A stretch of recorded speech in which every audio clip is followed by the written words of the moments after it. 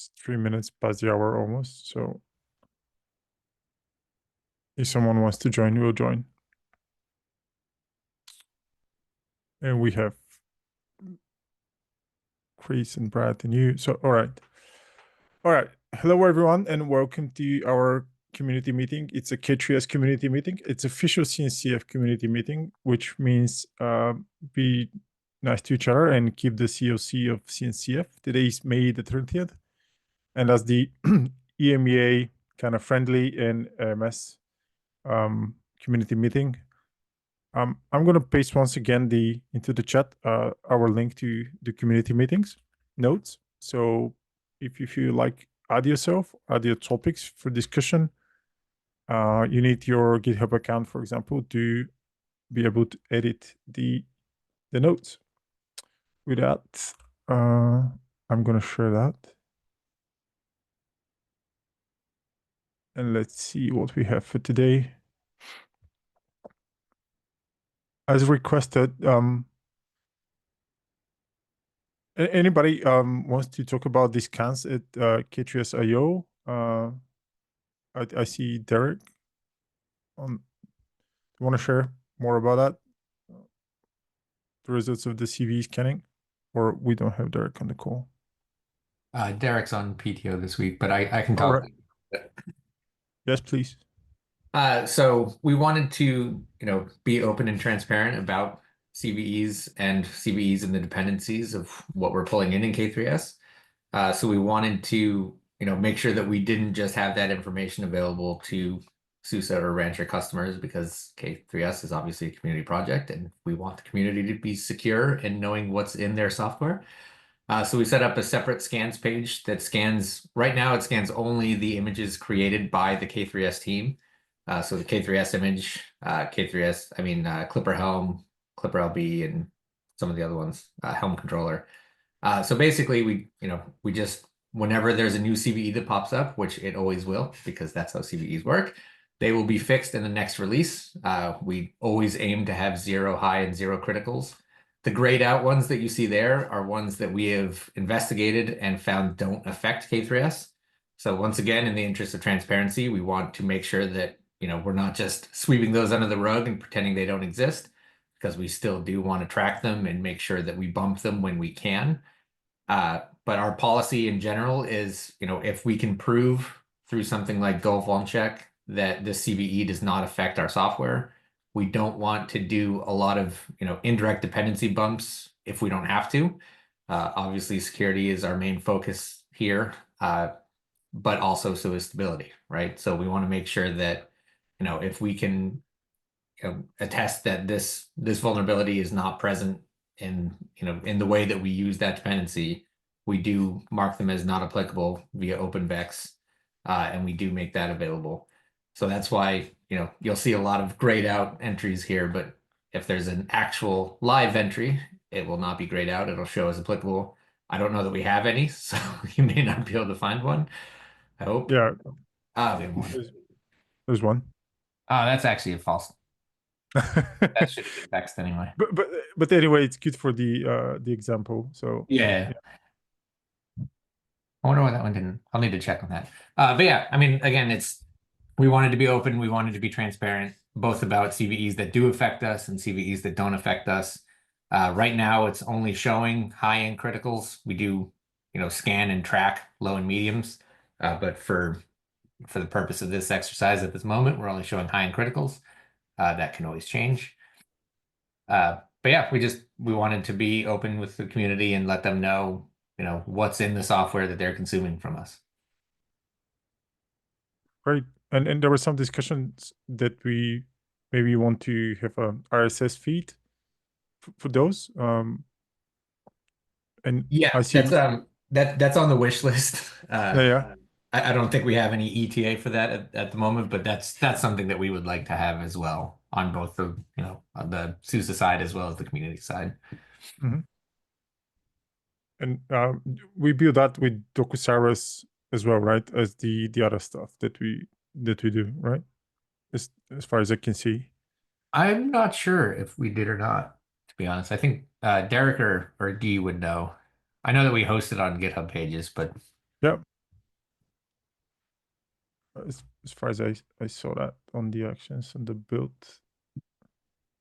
I mean, if we use, it's a Jekyll. Anyway, in the Jekyll also supports RSS feeds, so we can maybe just include the Jekyll RSS model and build the I don't know RSS. if the way that it's generated, I'm not sure if that would work. I think every time we released a patch, it would release each individual one as Uh, a new so new entry. yeah, so okay, so recreates the whole thing. So I practically we believe don't, so, yeah. yeah, so maybe RSS feed in that case, it's not exactly what we want. All right, good. Do we want to show off on this one? Like, do we want to make some announcements to the community around this one, or? I don't think it's a bad idea to. I think, again, it shows that we're at zero high-end criticals and that we stay there. I've posted about it on my personal LinkedIn, but I don't think we've made like a big push about it. But I think it could be, I mean, it's something that we want the community to be, able to view and consume. So I think, Okay, yeah, it's not a bad thing. okay, I'll prep something and put it over for someone to check it, and we can post in the next day or something. Awesome. Appreciate it. Okay. Anyone? Any questions around that? Nope. All right. Talking about LinkedIn, today I had a conversation with Rob, Divya, and some other folks. And we were discussing that a lot of our community members are either not following us on Blue Sky or Mastodon or whatever, but they spend a good portion of their day in LinkedIn. So we were discussing if a simple page like a org page about K3s in LinkedIn will make sense to keep the community engaged also. What do you think? Yeah, I mean, I think that's a great idea. I think that would be a good place to engage with a lot of the community. That's where I see a lot of the engagement when we post about like weekly reports or CVE scans or stuff like that. So I think it's a good idea. Yeah, and it's going to be separated from the rancher one, so it won't be a company one. It's going to be pure community. So whoever wants to post something like a blog post or video or whatever that's engaged with the community, we can do it from there, and we can try to get some traction from there as well. So, right, if everybody agrees on this one, is good idea. I think it's a great idea to have it, and it's going to be yet another place to post stuff. Yes, but still, it's gonna be. I think if we can use it to reach more people, it's good enough. We can do it. Yeah, definitely. All right, good. And I've added a few stuff about the upcoming events, especially the biggest one in North America. Um, I know it's like too early to ask for this one, but do we know if someone is gonna travel to KubeCon North America from perspective of attending or presenting? Or presenting is too early because still the CFP are not reviewed, but if we have some plans to send someone worldwide, I mean, not only from the SUSE side, but if someone else from the community is going to join, because I'm aiming towards two things this time. Last time we had that lighting talk that I made is like a 5 minutes talk, so I think we have to apply for this one again. Most probably I'll be at KubeCon. Actually, I'm going to be at KubeCon for sure, since I'm engaged super deep into KubeCon and for some other projects. So I can take that again, and then we can make it as a show-off case for the project. But the other thing that I think is going to be super useful, if we can have someone from the contributor side and maintainers to do a project kiosk on site, if uh, if we can. Do everybody knows what's your project kiosk at KubeCon? Or I can share. All right, just for the record, then there's a area and at the shore floor where it's only about the projects and open source projects. And there's opportunity from the Linux Foundation and CNCF in particular to have a project kiosk, which represents uh, a booth, a very small one with just a monitor and sign.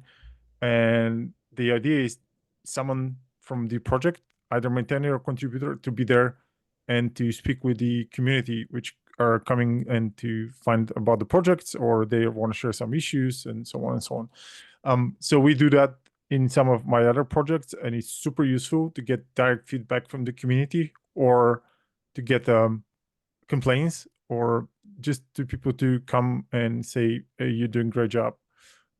We can try to do something with Swag as well. People are more open to talk when there's Swag. So we can investigate that part of the deal as well. So if someone for some reason is capable to and able to go to KubeCon, it's going to be great if we can do like a half a day kiosk for K3s as well, so we can chat with the folks at KubeCon. Just bringing that up now because we have to apply. We have plenty of time to apply until July 21st, but still to have that in mind when it times comes for us to negotiate with our managers about travel budget and so on, that actually we can make good investment going to KubeCon and speaking with the community about the project. And on that thing is August 18th is the end date for the lighting talk. So we can keep that for now, but just keep in mind that at some point I would really like to apply for this stuff and to have them going. And the regular CFP is still open until May 27. So if you want to apply for regular talk, not maintenance talk, we as a project, we cannot apply for maintenance talk now as we are in sandbox. Where is that table over here? There's no table over here. Sandbox projects are not eligible for maintenance track. Once we are in incubation, then we can apply. So that's a regular CFP for regular talks, which can feature K3s and anything else. So May 27th, if you need help with applying for the KubeCon to secure your spot as a speaker, I'm more than happy to help out, as I'm going to be part of the review board again for food trucks at KubeCon. So I can help out with the your submission. There's a few questions in the chat.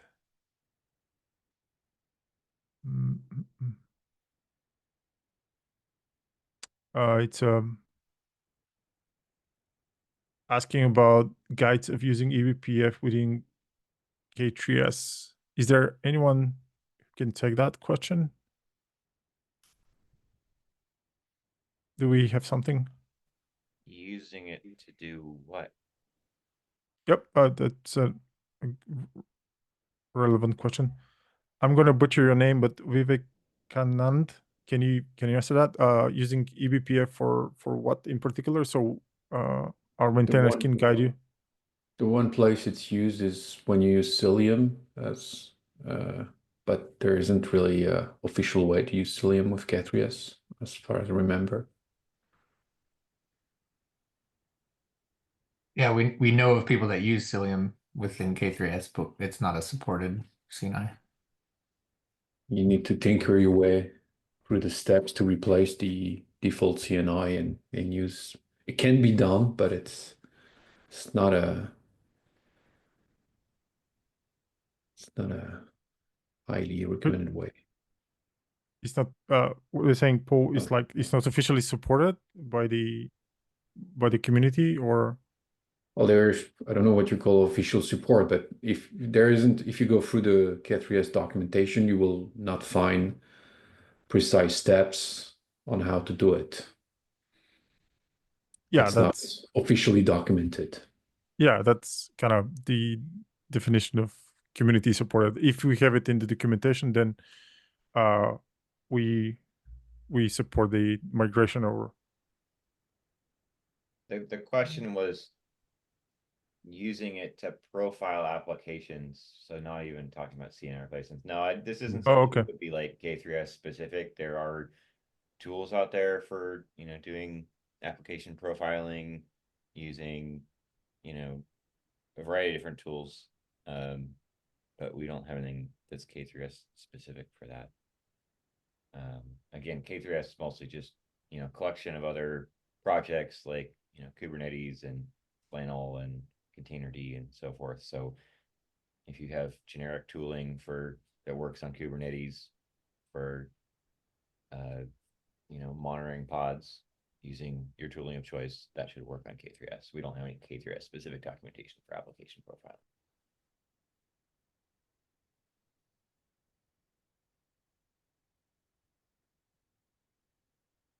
Thank you. There's a comment from Justin that OpenTelemetry has some references for profiling with eBPF. So maybe that can help. Conjunction with the K3s, using it K3s. Good. That's pretty much from my side for today. I asked in the channel about the upcoming release. Can we have some update there?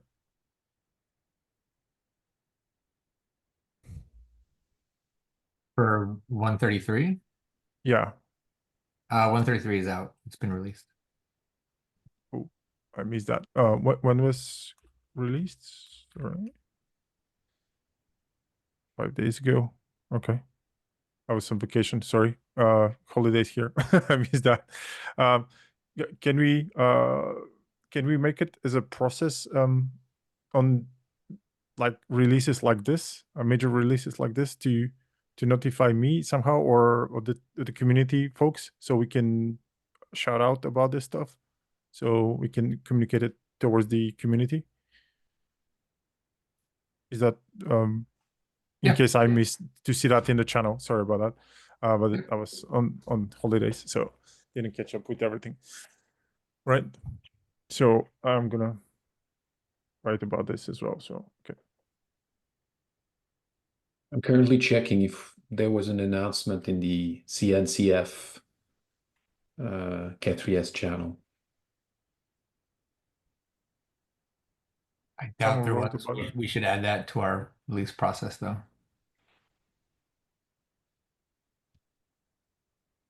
That would be great. Yeah.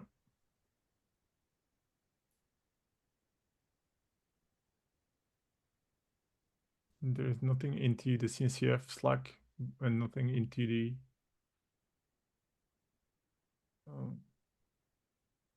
I can see that in the Rancher as well, or we have it. Anyway, if we can add that as a step into the release process, would be great. So we can do that next time. Yeah, we can do that. Thank Do you. you want us to do that for patch releases as well, or just new minor releases? For patch releases, if it's like super, how to say, impactful, and we fix something that it's let's say what's the word, impactful for many people, like a huge CV, then maybe it will make sense. But otherwise, we keep it only for the other releases. Otherwise, it will be like super noisy, I think. Yeah, that's what I was getting at. There's a lot of Yeah, releases. yeah, yeah. No. So does that work if we make a regular announcement for every new miner into the K3s CNCF Slack channel, and you amplify this? Yeah, that will work. The idea is to use when we had that to use all available channels to communicate that out, like mailing list, social, whatever. If we add LinkedIn, if we call it as a social, then every possible media to to send that message out.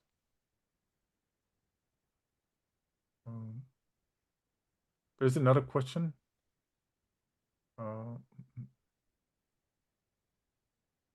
About SD grabber and cluster management in LXC. Can someone take out those into the chat? It's in the chat.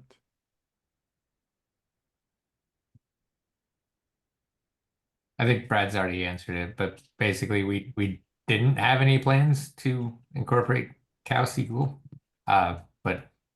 And we're always open to reviewing PRs and adding new things if the community wants them, but we don't have any current plans for it.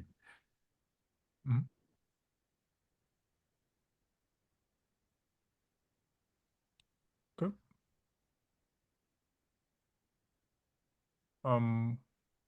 Anything else? Anyone wants to add something for the discussion topics for today, or? That's something. Yeah, Sergio, go ahead. I am working in some kind of maybe a new open source project. Maybe should be. Let's see what happens. But let's say that right now I am working on how to create air gap environments. So I am installing K3s. So I think that I am going to blog post something related to that. Maybe a kind of script with UI that maybe the people can use to install air gapped environments using K3s, just to simplify the life of the people. So I think that I'm going to share this with Orlin at the end of the month, maybe, or something like that. So we are starting to work in things around edge computing.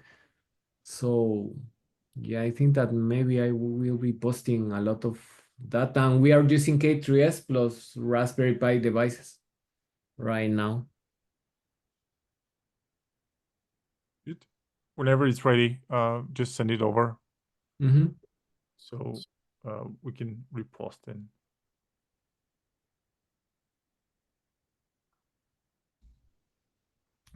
Okay.